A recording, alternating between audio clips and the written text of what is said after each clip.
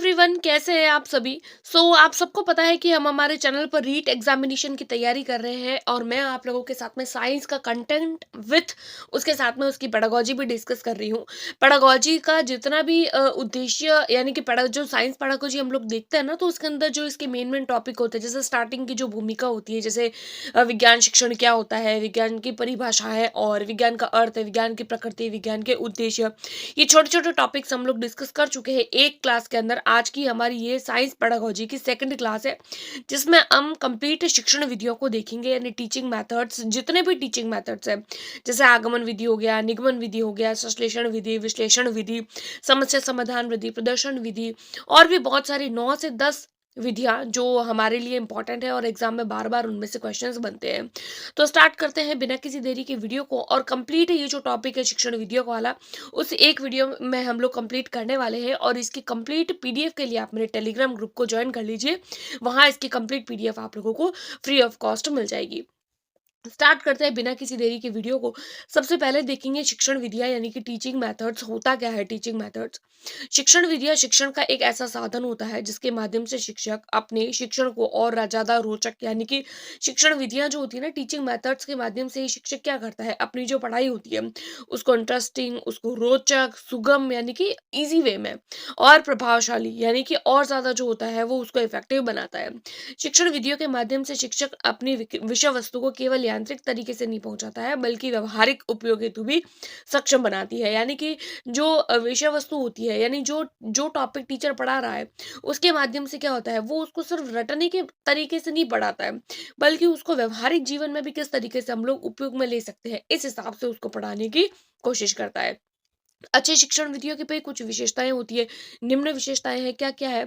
बालक के अंदर चिंतन शक्ति, तर्क शक्ति को विकसित करती है, बालक में सृजनशीलता को विकसित करती है, विषय वस्तु के प्रति रुचि उत्पन्न करने में सहायता करती है, बालक की क्रियाशीलता पर आधारित होती है, यानी बच्चा एक्टिव होता है, मनोवैज्ञानिक सिद्धांत पर आधारित होती है, जो बालक में रुचि, क्षमता और मूल्य प्रवृत्ति है, यानी एटीट्यूड एप्टीट्यूड का ध्यान रखती हो, विषय वस्तु यानी जो कंसेप्ट पढ़ा रहे हो उसके उद्देश्यों की पूर्ति करने वाली हो, बालक के व्यवहार के तीनों पक्ष, जैसे भावनात्मक, ज्ञानात्मक और क्रियात्मक, तीनों पक्षों का विकास करती है, अर्थात बालक में सर्वांगीण विकास करती है।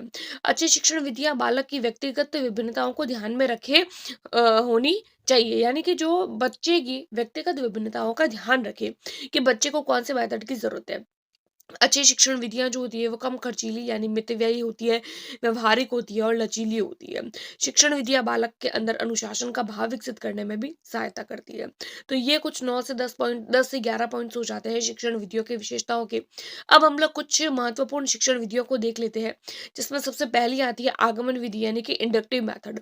इस विधि में शिक्षक क्या करता है, विशिष्ट उदाहरण। देखिए, आगमन विधि में क्या होता है, पहले उदाहरण का उपयोग, देन नियम की स्थापना। पहले उदाहरण, देखिए आगमन ऊ से शुरू होता है, ऐसे ही लिखते हैं हम लोग अ, ठीक है, ऐसे लिखते हैं हम लोग अ। और उदाहरण में पहले आ रहा है ऊ, तो इस तरीके से आगमन विधि में पहले उदाहरण फिर नियम। ठीक है, अब इसके कुछ शिक्षण शिक्षण सूत्र है, बहुत इंपॉर्टेंट ये, कि यह उदाहरण से नियम की ओर चलती है, प्रत्यक्ष से प्रमाण की ओर चलती है, ज्ञात से अज्ञात की ओर चलती है, विशिष्ट से सामान्य की ओर चलती है और स्थूल से सूक्ष्म की ओर चलती है। ये पॉइंट्स बहुत इंपॉर्टेंट है, वेरी वेरी इंपॉर्टेंट है और एग्जाम में क्वेश्चन बनेंगे इसमें से। आगमन विधि के सोपान देख लेते हैं अब। विशिष्ट प्रकार के उदाहरण को प्रस्तुत करना है सबसे पहले, फिर प्रस्तुत उदाहरण का निरीक्षण करना, उदाहरण का सामान्यीकरण करना और परीक्षण कर उसका सत्यापन कर लेना। आगे देख लेते हैं आगमन विधि के गुण क्या है। देखिए, आगमन विधि क्या होती है, मनोवैज्ञानिक विधि है, मनोविज्ञान के नियमों का पालन करती है और बालक के संज्ञानात्मक विकास यानी कि जो कॉग्निटिव डेवलपमेंट होता है उसमें भी सहायता करती है। यह नवीन संप्रत्यय यानी कि जो विज्ञान के न्यू न्यू कंसेप्ट होते हैं उसको सबसे पहले परिचय करवाने की सर्वश्रेष्ठ विधि है। यानी कि अगर हम कोई भी नया कंसेप्ट बच्चों को समझा रहे हैं, समझाने की कोशिश कर रहे हैं, तो पहले हम क्या करते हैं, पहले एग्जाम्पल देते हैं ना। तो कोई भी नया कंसेप्ट समझाने की सबसे बेस्ट मेथड होता है इंडक्टिव मेथड।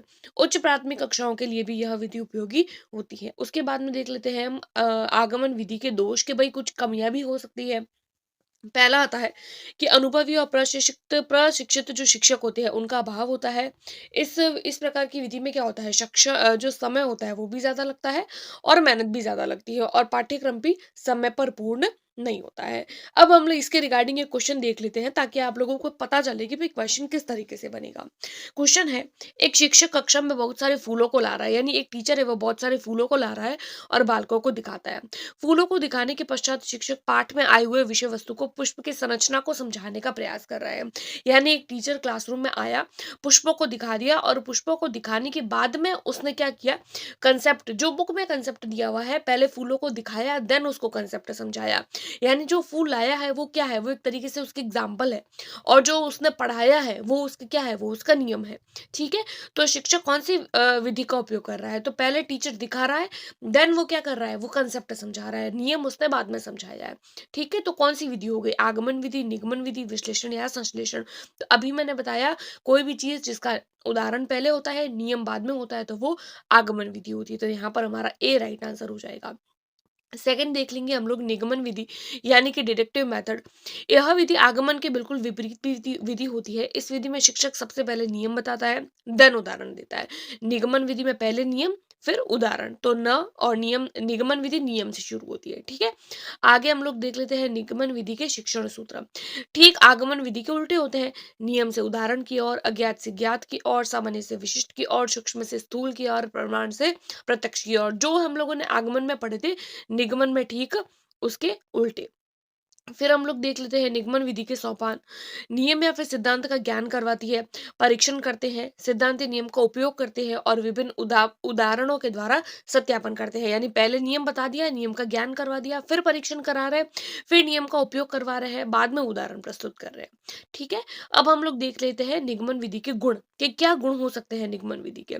यह व्यवहारिक विधि होती है, कम समय लगता है, परिश्रम की भी आवश्यकता कम होती है, स्मरण शक्ति यानी कि जो याद करने की जो शक्ति होती है उसको विकसित करने का काम करती है, और बहुत सारी पाठ्य पुस्तकें निगमन विधि पर ही आधारित होती है। उसके बाद में हम लोग इसके दोष देख लेते हैं। भाई हर चीज की अपनी क्वालिटी होती है, तो उसकी कुछ कमियां भी तो होती है। तो कमियां क्या है, कि ये बालक में मानसिक शक्तियों का विकास नहीं करती है, यानी सोचने समझने की शक्ति पर विकास नहीं करती है, इसलिए इसको अमनोवैज्ञानिक विधि बोलते हैं।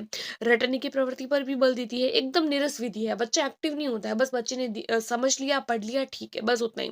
इस विधि द्वारा प्राप्त ज्ञान कैसा होता है, अस्थायी, स्थायी तरीके से बच्चा नहीं सीख पाता।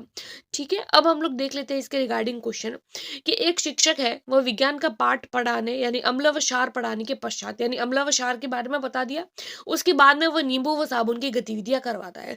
यानी पहले तो उसने चैप्टर पढ़ा दिया, नियम उसने पहले ही बता दिया अम्ल व क्षार के, अब वो लेके आ रहा है नींबू, अम्ल के बारे में बता रहा है, साबुन लेके आ रहा है, क्षार के बारे में बता रहा है। तो वो शिक्षक कौन सी विधि का उपयोग कर रहा है, भाई पहले ही उसने क्या कर दिया, नियम तो बता दिया, अब वो क्या कर रहा है, उदाहरण दे रहा है। तो जो नियम से उदाहरण की ओर चलती है वो कौन सी होती है, आगमन विधि, निगमन विधि, संश्लेषण विधि या विश्लेषण विधि। तो अभी जस्ट हम लोगों ने देखा है वो होती है निगमन विधि। अब हम लोग आगे देख लेते हैं विश्लेषण विधि। ये जो विधि होती है वो आगमन विधि पर आधारित होती है, यानी कि आगमन विधि को मैच करती हुई होती है। विश्लेषण शब्द का अर्थ क्या होता है, खंड खंड करना, यानी कि तोड़ देना। कोई भी विषय वस्तु उसको तोड़ दिया, तीन चार भागों में फिर पढ़ा रहे। ठीक है, तो कोई भी विषय वस्तु को तोड़ तोड़ के पढ़ाना। इस विषय में प्रत्येक समस्या का समाधान समस्या को छोटे छोटे भागों में तोड़ दिया जाता है, फिर किया जाता है। और इस विधि में प्रत्येक छोटे छोटे भाग का भी विशेष महत्व होता है, यानी जो टॉपिक्स को छोटे छोटे भागों में विभक्त कर रहे हैं ना, तो हर एक टॉपिक का, हर जो एक उप संप्रत्यय है उसका अपना एक महत्व होता है, जिससे बालक के अंदर क्या होता है, भाई छोटे छोटे कंसेप्ट आते हैं बच्चे में, और बच्चे में क्यों, कैसे और समस्या का समाधान तर्क के द्वारा ढूंढने का प्रयास करता है। यानी बच्चे में तर्क का विकास होता है एक तरीके से, जिससे बालक की मानसिक शक्तियों का भी विकास होता है। राइट, इंपॉर्टेंट है, याद रखिएगा। अब देख लेते हैं विश्लेषण विधि के कुछ शिक्षण सूत्र। अज्ञात से ज्ञात की ओर चलती है, प्रमाण से प्रत्यक्ष की ओर, और निष्कर्षों से ज्ञात तथ्यों की ओर।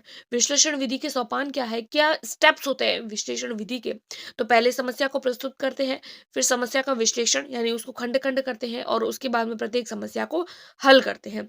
इसके गुण देख लेते हैं। विद्यार्थी सक्रिय होता है और प्राप्त ज्ञान स्थायी। यह मनोवैज्ञानिक विधि होती है और माध्यमिक स्तर तक की कक्षाओं के लिए भी ये विधि उपयोगी है। अब देखिए हर चीज के अपने गुण होते हैं, तो उसके कुछ दोष भी तो होते हैं। दोष देख लेते हैं, कमियां क्या है इस विधि की, कि छोटी कक्षाओं को नहीं पढ़ा सकते हैं, माध्यमिक स्तर की कक्षाओं के लिए ये उपयोगी होता है।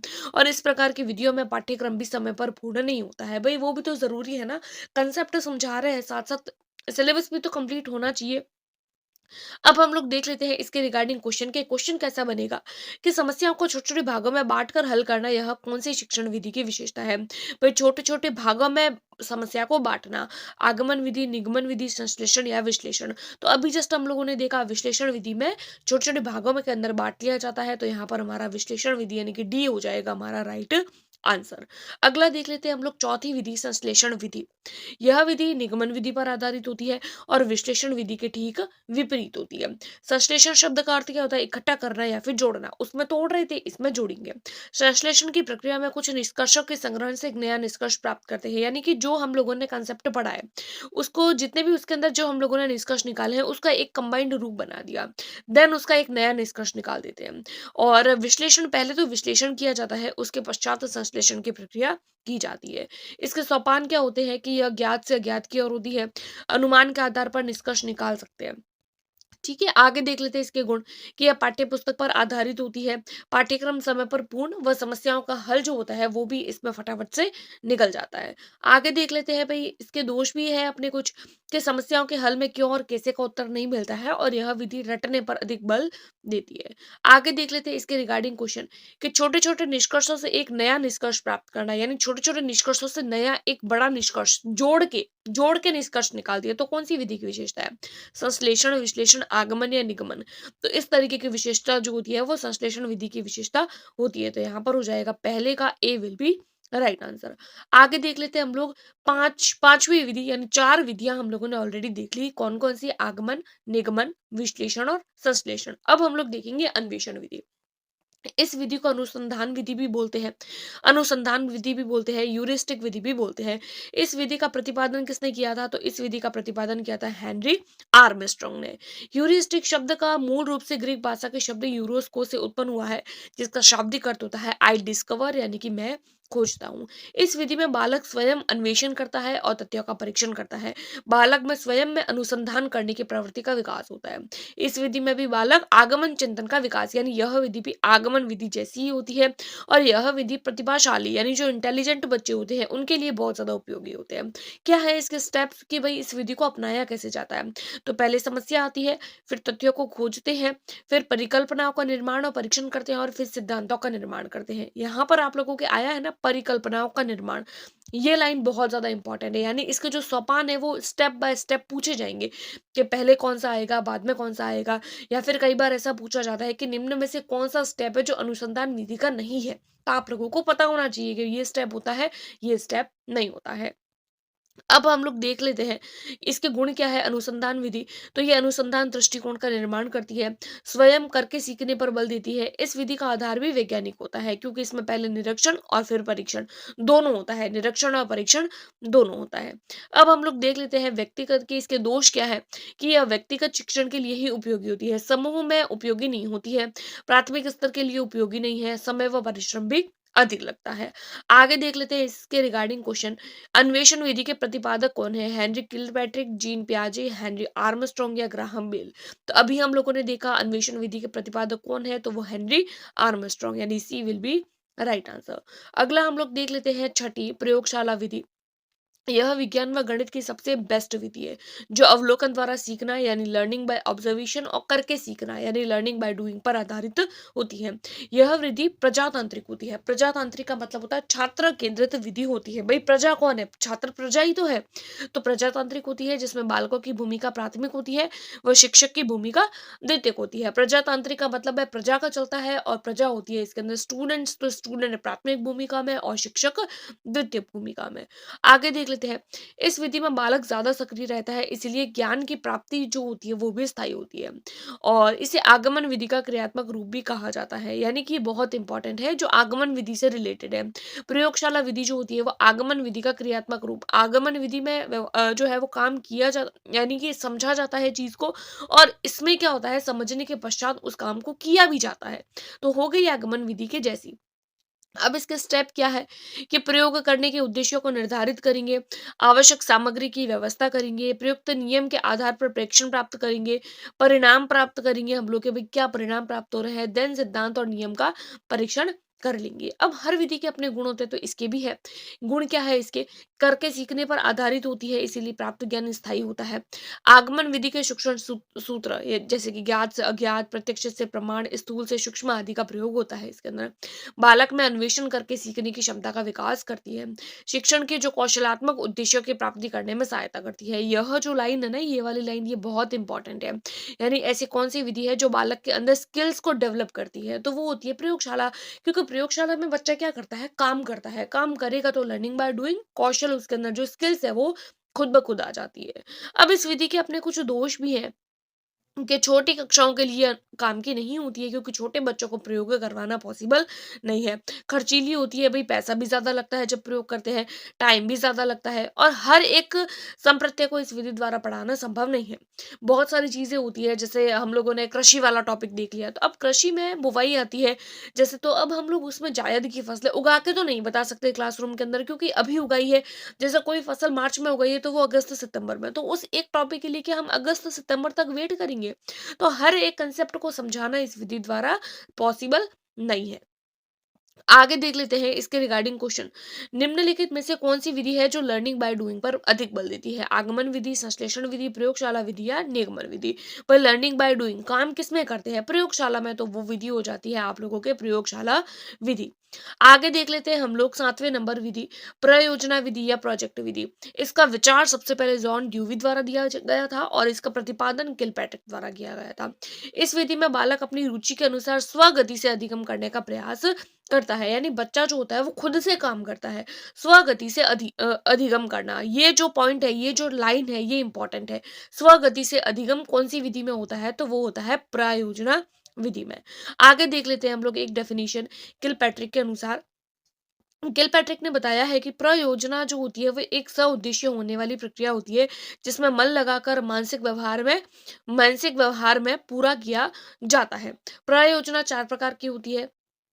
रचनात्मक होती है, समस्यात्मक, अभ्यास होती है और आनंदात्मक। यानी योजना जो होती है वो तो रचनात्मक तरीके से भी बना सकते हैं, समस्यात्मक तरीके से भी बना सकते हैं, प्रैक्टिस करके भी कर सकते हैं, और आनंदात्मक तरीके से भी हम योजना बना सकते हैं।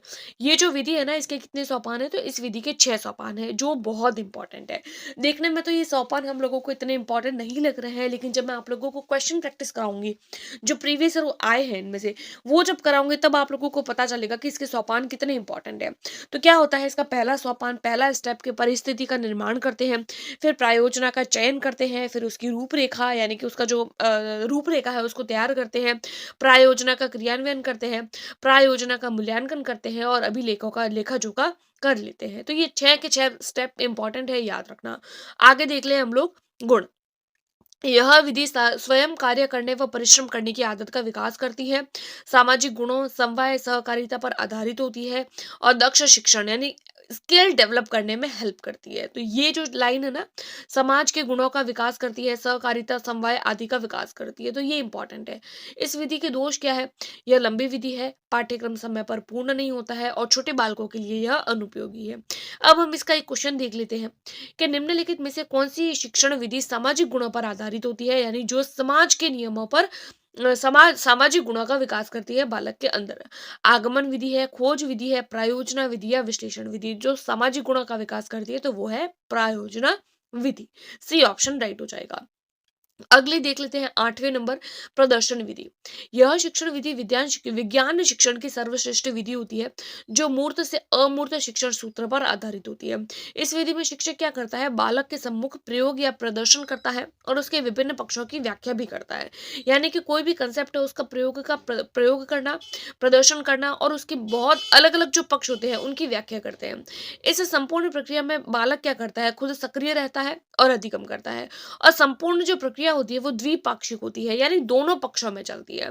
टीचर भी बोल रहा है और स्टूडेंट सुन रहे हैं, स्टूडेंट कुछ ना कुछ अपनी एक्टिविटी कर रहे हैं तो टीचर देख रहा है, यानी दोनों साइड से ये प्रोसेस होता है, इसीलिए इसको द्विपाक्षिक विधि कहते हैं। और इस विधि में बालकों की रुचि, निरीक्षण तथा तर्क शक्ति का समुचित विकास होता है। इसीलिए इस विधि को देखो सुनो के सिद्धांत पर आधारित माना जाता है। यानी यह जो विधि होती है वो बालकों के देखो और सुनो के सिद्धांत पर आधारित होती है। और ये सवाल है ना, ये सीटेट में पूछा गया सवाल है, इंपॉर्टेंट है, बहुत इंपॉर्टेंट है। आगे देख लेते हैं इस विधि के सोपान या स्टेप। वही प्रदर्शन की योजना बनाना, पाठ प्रस्तुत करना, विषय वस्तु को प्रस्तुत करना, प्रयोग करना, श्यामपट्ट का काम करना और प्रतिलेखन व निरीक्षण करना। आगे देख लेते हैं इस विधि के गुण क्या है। मनोवैज्ञानिक गुण है, प्रदर्शन द्वारा ज्ञान का तात्कालिक पुनर्बलन, यानी हाथों हाथ जो है वो रीइंफोर्स कर सकते हैं बच्चे को कि भाई आपने ये प्रदर्शन किया है, ये अच्छा है, ये बहुत अच्छा है, इस तरीके से। और बालकों में सूक्ष्म प्रेक्षण क्षमता का विकास, यानी बच्चा जब खुद प्रदर्शन करेगा तो जो स्किल होती है, जो सूक्ष्म प्रेक्षण, यानी बच्चा खुद जो है वो छोटी छोटी चीजों को खुद देखेगा, मापेगा, उसकी स्किल का बच्चे के अंदर डेवलपमेंट हो जाएगा। वैज्ञानिक ज्ञान का विकास होता है बच्चे में, और तथ्यों को मूर्त रूप से समझ, बच्चा जो है वो तथ्यों को मूर्त रूप से समझने का प्रयास करता है। देखिए हर विधि के गुण होते हैं, तो अब हर विधि के अपने एक दोष भी तो है। तो इस विधि के दोष क्या है कि संपूर्ण प्रक्रिया पर अध्यापक के नियंत्रण में होती है।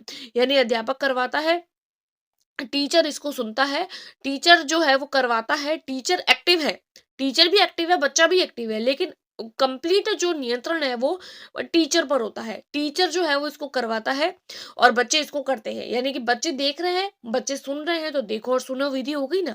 संपूर्ण प्रक्रिया का संचालन एक समान गति से होता है, व्यक्तिगत विभिन्नताओं को ध्यान में नहीं रखा जाता। यानी ये जो विधि होती है इसमें जो है वो पूरी क्लासरूम को एक ही विधि से पढ़ा रहे हैं।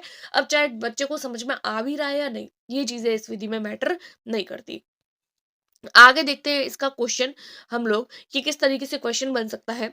देखो सुनो के सिद्धांत पर आधारित कौन सी शिक्षण विधि है? समस्या समाधान विधि, प्रदर्शन विधि, प्रायोजना विधि या प्रयोगशाला विधि? तो यह जो विधि है वो प्रदर्शन विधि है। आगे हम लोग देख लेते हैं समस्या समाधान विधि। यह इस विधि में, इस शिक्षण विधि में बालक किसी समस्या का समाधान करता है और अपनी कॉग्निशन यानी संज्ञानात्मक शक्तियों का उपयोग करता है और समस्या का हल ढूंढने का प्रयास करता है। यह बालक की मानसिक क्रियाशीलता पर आधारित होती है, यानी बालक के कॉग्निशन पर यह आधारित होती है। यह विधि प्रायोजना विधि के समान ही होती है, लेकिन इस विधि में अंतर इतना होता है कि प्रयोजना जो विधि होती है उसमें समस्या का समाधान व्यवहारिक रूप में करते हैं, और इसमें क्या होता है मानसिक रूप से इसका हल ढूंढते हैं। तो दोनों में है तो सेम टू सेम, लेकिन बस व्यवहार का और मानसिक शक्तियों का अंतर होता है। सोपान क्या है, स्टेप क्या है? समस्याओं का चयन करना, समस्या को प्रस्तुत करना, परिकल्पनाओं व उपकल्पनाओं का निर्माण करना, ये इसका स्टेप बहुत इंपॉर्टेंट है और पूछा जाता है। समस्या से संबंधित तथ्यों का एकत्रीकरण करना, प्राप्त तथ्यों का विश्लेषण करना, सामान्यीकरण करना और निष्कर्षों का मूल्यांकन कर देना। आगे हम लोग देख लेते हैं इसके गुण के, इस विधि के गुण क्या है। अर्जित ज्ञान, जो ज्ञान होता है, यानी इस विधि द्वारा प्राप्त जो ज्ञान होता है वो स्थायी होता है। व्यवहारिक समस्याओं का समाधान होता है। विद्यार्थी तथ्यों का एकत्रीकरण करते हैं, व्यवस्थितकरण करना भी सीखते हैं। विद्यार्थी क्रियाशील होते हैं। बालकों में व्यक्तिगत वैज्ञानिक दृष्टिकोण का विकास होता है। यानी इस प्रकार की विधि में बालकों में क्या होता है, वैज्ञानिक दृष्टिकोण, यानी जो साइंटिफिक जो एटीट्यूड है वो बच्चे के अंदर डेवलप होता है। देखिए इसके भी कुछ दोष है कि संपूर्ण पाठ्यक्रम को इस विधि द्वारा करवाना संभव नहीं है। इस विधि में अधिक सामग्री की आवश्यकता होती है। ठीक है, ये हो गए इसके दोष। अब हम लोग देख लेते हैं इस विधि का क्वेश्चन कि समस्या समाधान विधि निम्नलिखित में से किस पर अधिक बल देती है? व्यवहारिक क्रियाओं पर, मानसिक क्रियाओं पर, निष्कर्षों के मूल्यांकन पर या तथ्यों के सामान्यकरण पर? तो अभी हम लोगों ने देखा कि समस्या समाधान विधि किस पर आधारित होती है, तो वो होती है मानसिक क्रियाओं पर। तो यहाँ पर होती है हमारा B will be right answer.